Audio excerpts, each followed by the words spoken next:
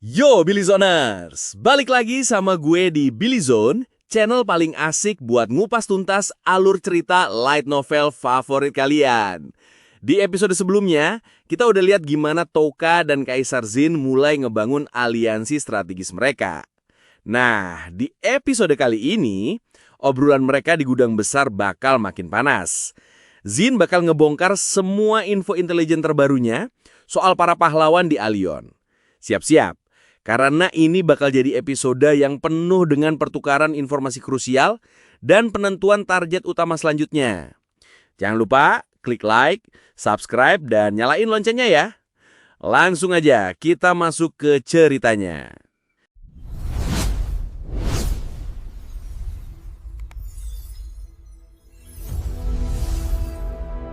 Jadi kita lanjut dari momen di mana Jin siap-siap ngasih laparan mata-matanya.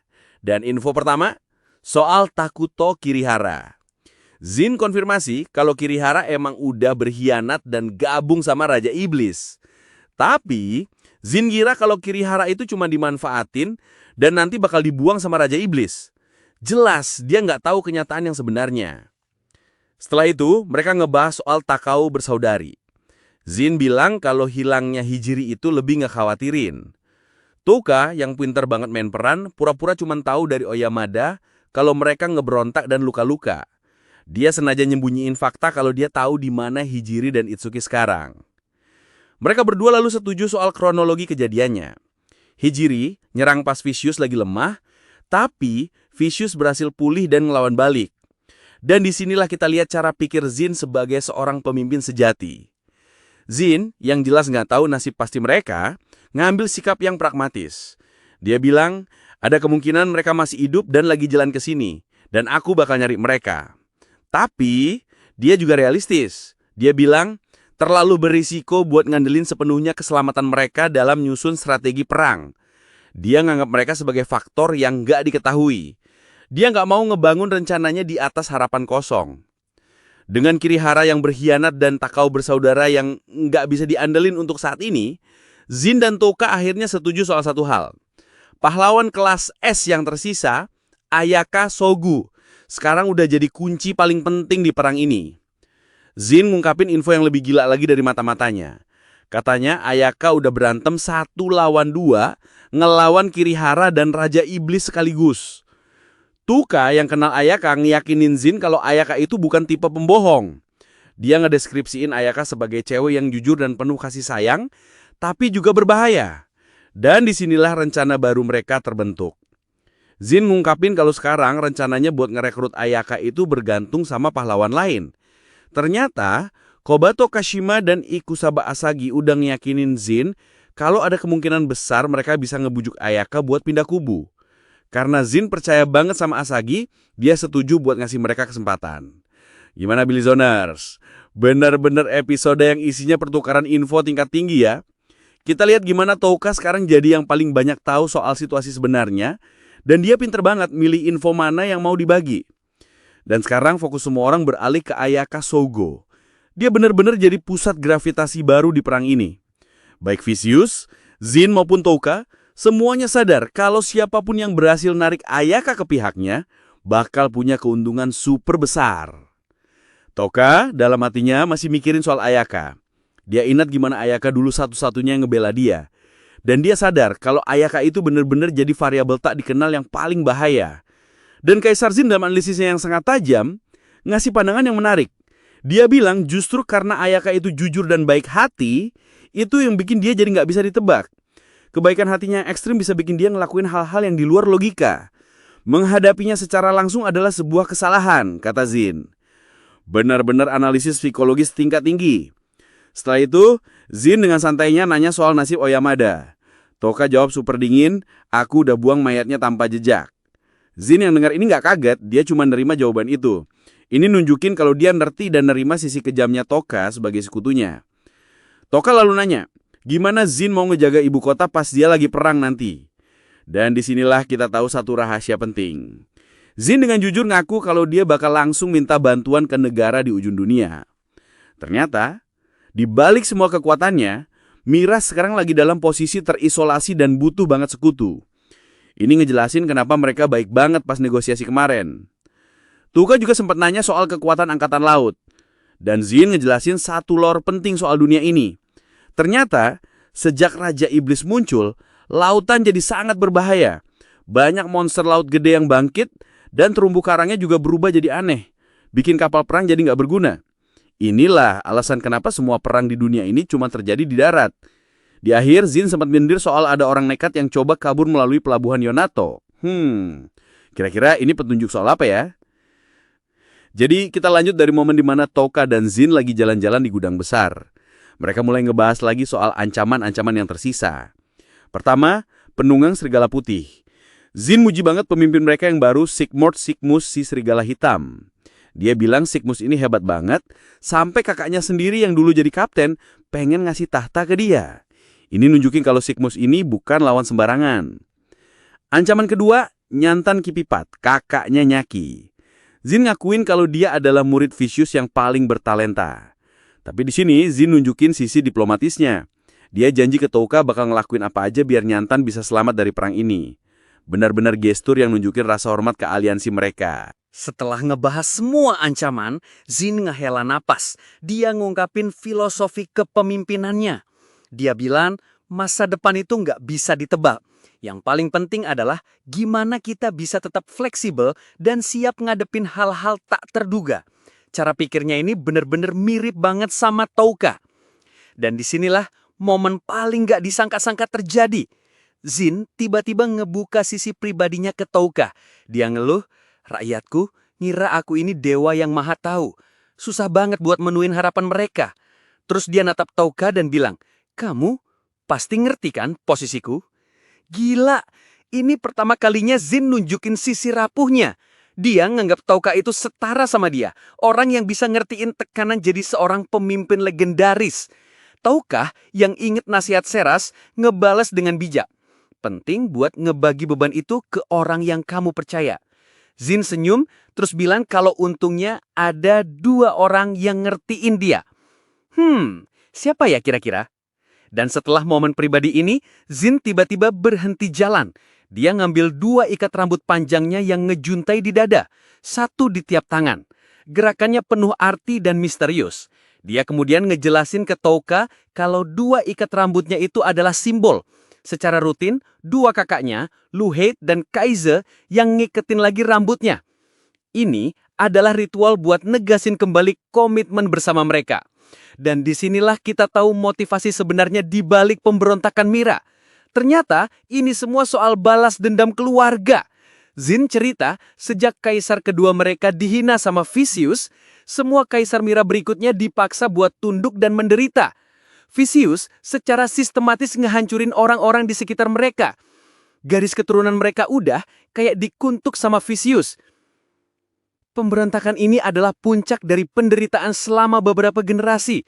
Zin, bareng kedua kakaknya yang setia, yang anehnya malah ngalahin tahta buat dia, bertekad buat ngebalasin dendam leluhur mereka dan ngakhirin kutukan itu.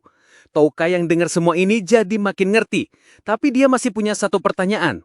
Dia nanya soal gosip yang bilang kalau Jenderal Luheid itu nggak puas sama pemerintahan Zin. Dan jawaban Zin bener-bener nunjukin level kejeniusan strateginya. Dia cuma jawab pakai satu kata, tindakan pencegahan. Touka yang otaknya sama encernya langsung ngerti. Ternyata Zin sendiri yang nyebarin gosip itu. Ini adalah rencana darurat super licik kalau mereka kalah perang. Skenarionya gini, kalau Mira mau kalah, Luheid bakal berkhianat dan ngebunuh Zin. Karena gosipnya udah nyebar, pengkhianatan ini bakal kelihatan asli. Zin bakal mati sebagai kaisar jahat, dan Luheid bakal jadi pahlawan yang nyelamatin Mira dari kehancuran.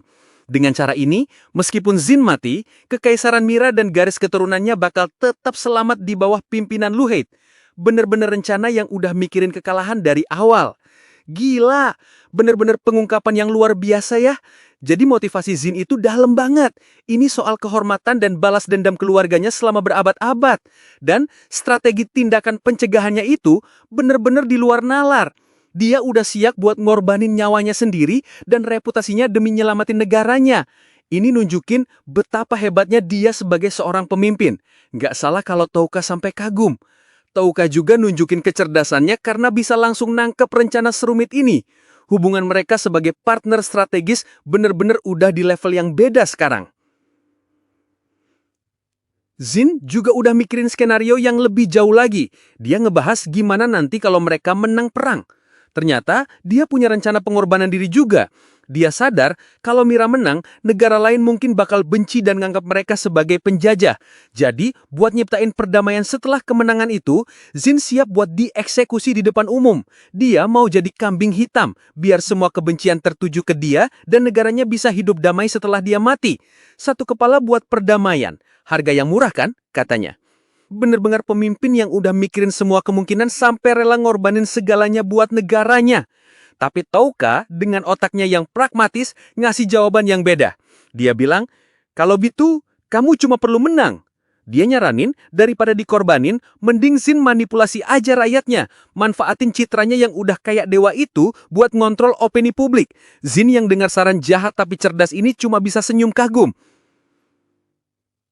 Zin lalu ngebongkar satu lagi fungsi dari gosip soal Jenderal Lu Hate. Ternyata, gosip itu juga dipakai buat mancing musuh-musuh dalam negeri. Jadi, siapapun yang coba deketin Lu Hate buat ngebrontak, bakal langsung ketahuan dan ditandain. Bener-bener strategi politik yang berlapis. Setelah semua obrolan berat ini, Touka nunjukin sisi empatinya. Dia nyaranin Zin buat istirahat. Anda kan cuma dewa palsu. Pasti capek juga, katanya. Zin nerima nasihat itu. Touka sadar, di balik semua kekuasaannya, Zin itu juga manusia yang butuh teman curhat. Kadang, lebih gampang ngobrol sama orang lain daripada keluarga sendiri, kata Touka. Dan momen empati ini ternyata ngebuka pintu buat sesuatu yang lebih besar. Zin yang udah bener-bener kagum sama Touka, akhirnya ngasih tawaran yang luar biasa. Dia bilang, pemerintahannya lagi ngebahas buat ngasih Touka gelar resmi di Kekaisaran Mira. Alasannya, biar para prajurit dan rakyat Mira bisa lebih gampang percaya dan nerima Touka sebagai sekutu mereka. Ini benar-benar tawaran yang bisa ngubah posisi Touka dari tentara bayaran misterius jadi bangsawan resmi di salah satu negara terkuat. Tapi Zin dengan cepat langsung ngelurusin sekaligus ngebatalin tawarannya sendiri. Dia bilang, aku sebenarnya nggak niat jadiin kamu bawahanku. Dia pengen hubungan mereka tetap jadi aliansi. Di mana Brigade Lord of the Flies itu jadi unit bebas yang nggak terikat sama siapa-siapa. Kenapa? Zin ngasih dua alasan. Secara strategis, dia tahu itu cara terbaik buat Touka beroperasi. Dan secara pribadi, dia ngerasa kesepian di posisinya. Dia pengen ngobrol sama Touka sebagai sesama raja yang setara, bukan sebagai atasan dan bawahan. Bener-bener pengakuan yang dalam dari seorang kaisar. Tapi Touka, pas disebut wadah seorang raja, dia langsung nolak. Aku bukan raja, katanya. Aku cuma seorang pembalas dendam. Ini bener-bener negasin lagi kalau tujuan utama Touka itu nggak akan pernah berubah, yaitu balas dendam, bukan kekuasaan. Setelah itu, Zin ngeluarin agenda selanjutnya. Besok bakal ada upacara penandatanganan aliansi resmi antara Mira dan negara di ujung dunia.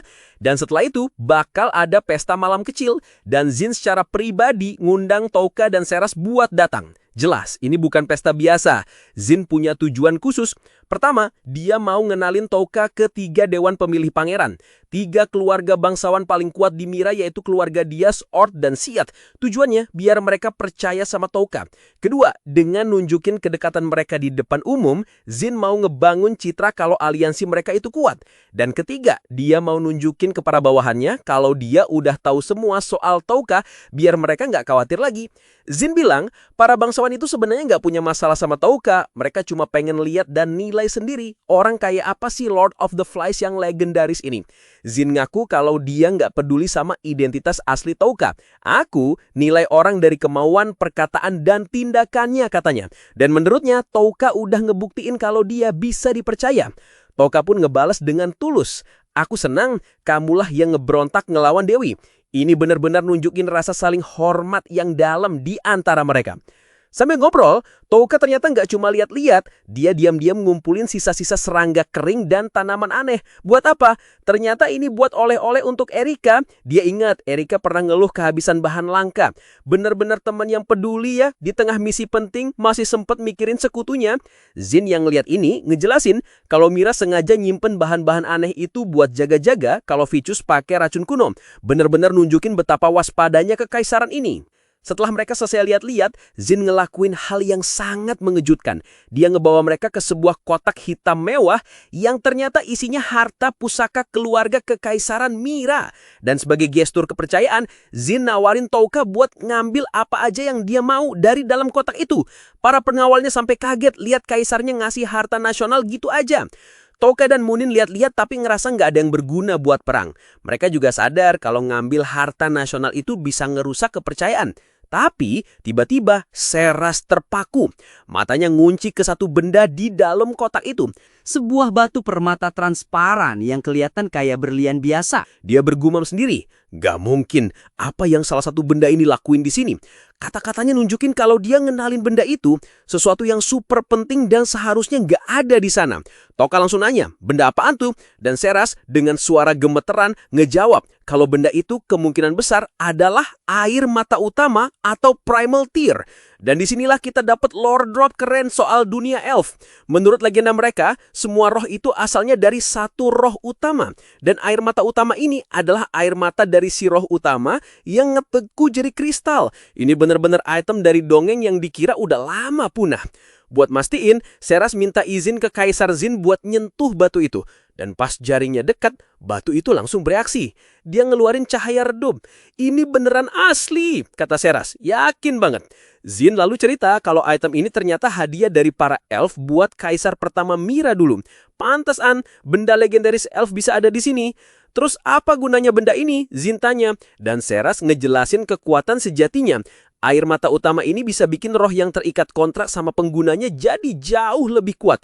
Artinya, roh cahaya yang ada di dalam diri Seras bakal dapat upgrade gila-gilaan. Dan hasilnya, ini bakal bikin armor roh Seras jadi hampir sempurna. Ini benar-benar power up super gede buat Seras. Dia bakal jadi jauh lebih kuat daripada sebelumnya. Kaisar Zein yang dengar ini, tanpa ragu sedikit pun langsung ngasih air mata utama itu ke mereka. Kalau kita kalah perang, harta ini juga bakal direbut. Mending kalian pakai sekarang buat menang katanya. Bener-bener pemimpin yang super pragmatis. Tapi dia juga nyuruh pengawalnya buat jaga rahasia ini, soalnya ini bisa jadi masalah politik katanya. Gila, bener-bener penemuan yang luar biasa ya. Nggak cuma dapat bahan buat Pigimaru, sekarang Seras juga dapat power up legendaris. Aliansi mereka benar-benar dapat suntikan kekuatan super besar. Kita juga jadi dapat lore baru yang keren soal mitologi elf dan roh. Dan kita lihat lagi betapa cerdasnya Kaisar Zin. Dia rela ngorbanin harta nasionalnya buat kemenangan. Nggak salah kalau dia bisa mimpin pemberontakan. Jadi, kita mulai dari momen setelah mereka balik dari gudang besar. Ternyata, power up buat Pigimaru dan Seras itu gak instan. Proses ekstraksi kumbang ungu dan penguatan air mata utama itu butuh waktu beberapa hari. Jadi, mau gak mau, mereka punya waktu luang buat istirahat. Touka mutusin buat ngecek keadaan teman-temannya di istal atau kandang kuda. Dan pemandangan di sana bener-bener anget banget. Pertama, dia lihat Munin lagi tidur pules di bangku sambil meluk Pigimaru. Kayaknya dia abis minum dikit buat nenangin diri. Pigimaru, meskipun agak kejepit, dengan sabar jadi bantal buat si ketua klan. Bener-bener imut. Di sisi lain, dia lihat Seras lagi ngobrol sama Slay. Slay sendiri lagi proses penyembuhan, dan untungnya dia sembuh cepat berkat mana dari Touka. Tapi, Seras masih ngerasa bersalah banget. Aku bikin banyak keputusan buruk hari itu, kata Seras ke Slay. Dan Slay, dengan cerdasnya, ngegelengin kepalanya seolah-olah bilang, itu bukan salahmu. Bener-bener momen komunikasi tanpa kata yang dalam banget. Touka yang ngeliatin dari pintu akhirnya masuk. Dia ngebantu nerjemahin maksud Slay. Slay bilang dia mau kamu lupain semua itu. Dia mau lihat kamu senang lagi. Bener-bener momen yang nunjukin betapa dalamnya pemahaman Touka ke Seras dan betapa pedulinya dia. Gimana Billy Zoners? Bener-bener episode yang adem banget ya. Setelah semua pertarungan brutal dan intrik politik, kita akhirnya dapat momen-momen tenang di mana para karakter kita bisa nyembuhin luka fisik dan mental mereka. Ikatan di antara mereka semua jadi makin kuat. Kita lihat gimana Pigimaru dan Slay itu bukan cuma peliharaan, tapi bener-bener sahabat. Dan hubungan Touka sama Seras juga makin dalam. Touka sekarang bener-bener jadi sandaran emosional buat Seras. Jadi, kita lanjut dari momen di mana Touka nyamperin Seras yang lagi nenangin Slay di istal. Ternyata, dia gak datang dengan tangan kosong. Dia bawa nampan perak yang isinya Chaneles, kue kering dari dunia lamanya yang dia dapat dari kantong ajaib. Dia sengaja nyimpen ini buat jadi hadiah. Bener-bener perhatian banget ya si bos kita ini. Dia lalu nyuruh Pigimaru buat ngebangunin Munin yang lagi tidur pules biar bisa ikut makan bareng. Pigimaru pun dengan sigap ngejalanin perintahnya. Dan reaksi mereka pas nyobain kuenya, bener-bener priceless. Sarah seneng banget sampai naruh kedua tangannya di pipi. Munin juga muji-muji rasanya, bilang kalau ini pas banget abis dia minum minuman keras sebelumnya. Wah, ternyata si ketua klan ini doyan minum juga ya. Selain niruin pose bahagia Seras dan Pigimaru, dia langsung berubah bentuk jadi Chaneles. Di tengah momen yang sangat hangat ini, Tahukah sempat ngelamun. Dia mikir, momen ini emang seru, tapi bakal lebih seru lagi kalau semua keluargaku ada di sini. Dia ngebayangin Eve, Liz, Erika, Nyaki, dan yang lain bisa ikut gabung. Ini bener-bener nunjukin kalau dia udah nganggep semua sekutunya itu kayak keluarganya sendiri. Setelah pesta kue kecil mereka selesai, mereka ngabisin sisa hari itu buat santai. Tahukah bener-bener yakin kalau Munin bakal bisa ngejalanin tugasnya sebagai wakil di upacara besok, meskipun dia kelihatan sedikit gugup. Dan keesokan harinya, Aju dan Ibara pun datang buat ngejemput mereka. Dengan semua persiapan yang udah matang, mereka pun berangkat menuju upacara penandatanganan aliansi. Momen santai udah berakhir, saatnya balik lagi ke urusan politik. Gimana Billy Zoners? Bener-bener episode yang adem banget ya. Kita lihat sisi lain dari Tahukah yang ternyata bisa jadi kayak kepala keluarga yang perhatian. Dan momen makan kue bareng itu bener-bener nunjukin betapa solidnya ikatan di antara mereka. Ini penting banget, soalnya setelah semua pertarungan, mereka butuh momen-momen kayak gini buat pulih secara mental.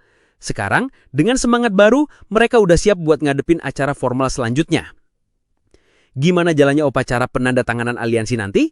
Apakah semuanya bakal berjalan mulus? Dan apa yang nunggu mereka setelah aliansi ini resmi terbentuk? Tulis semua prediksi kalian di bawah. Jangan lupa like, share, dan subscribe channel Billy Zell biar kita bisa terus ngikutin kelanjutan ceritanya. Sampai jumpa di episode selanjutnya. Sebelum kita akhiri videonya, Mimin mau ngucapin terima kasih dari lubuk hati yang paling dalam. Apresiasi tertinggi buat para Billy Zoners MVP yang udah jadi anggota premium dan ngedukung channel ini lebih dari sekedar nonton.